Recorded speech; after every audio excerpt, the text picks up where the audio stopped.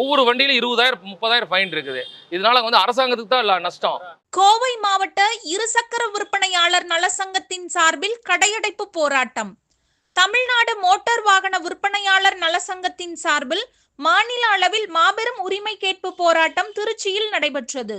இதற்கு ஆதரவு தெரிவிக்கும் விதமாக கோவை மாவட்ட இருசக்கர வாகன விற்பனையாளர்கள் நலசங்கம் ஒருநாள் கடையடைப்பு போராட்டத்தை நடத்தினர்.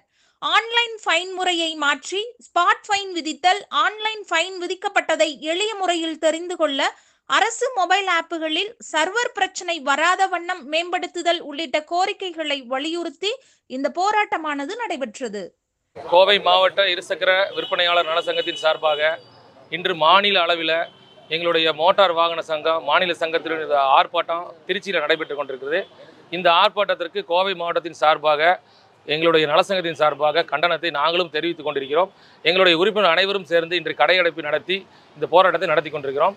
எங்களுக்கு தொழில் பிரச்சனைகள் நிறையா இருக்கிறது.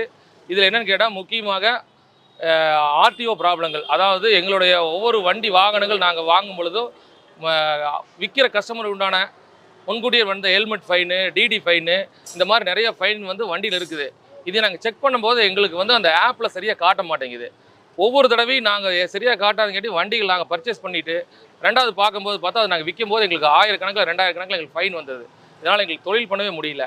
நிறைய ப்ராப்ளங்கள். வண்டி விற்றோம்னா அந்த ஆர்சி புக்கை எங்களுக்கு கொடுக்குறதில்ல, கஸ்டமர் நேராக வீட்டுக்கு அனுப்பிச்சி வச்சிடுறாங்க. அதுலேயும் வந்து போஸ்டல் ப்ராப்ளம் இருக்குதுங்க. நிறைய ஆர்சி புக்கு போய் சேர்றது இல்லைங்கிற கம்ப்ளைண்ட்டு. எங்களால் தொழில் பண்ண முடியாமல் ரொம்ப சிரமத்தில் இருக்கிறோம். அரசாங்கம் வந்து எங்களுக்கு பழைய முறைக்கு, அதாவது நாங்களே வந்து இந்த மாதிரி இருந்தால் நேரடியாக வந்து ஃபைனை கொண்டு போய் கட்டுற மாதிரியோ இல்லை இந்த மாதிரி பண்ணுற மாதிரி எங்களுக்கு மாற்றி கொடுக்கணும். கஸ்டமர்கிட்ட ஃபைன் ஸ்பாட் ஃபைன் நீங்கள் வாங்கிக்கிங்க. ஹெல்மெட்னா நீங்கள் ஸ்பாட் ஃபைன் வாங்கிக்கிங்க. ஏன்னா இது வண்டியில் போட்டு விட்டோம்னா அது ஒவ்வொரு வண்டியிலும் 20,000 30,000 ஃபைன் இருக்குது. இதனால வந்து அரசாங்கத்துக்கு தான் நஷ்டம்.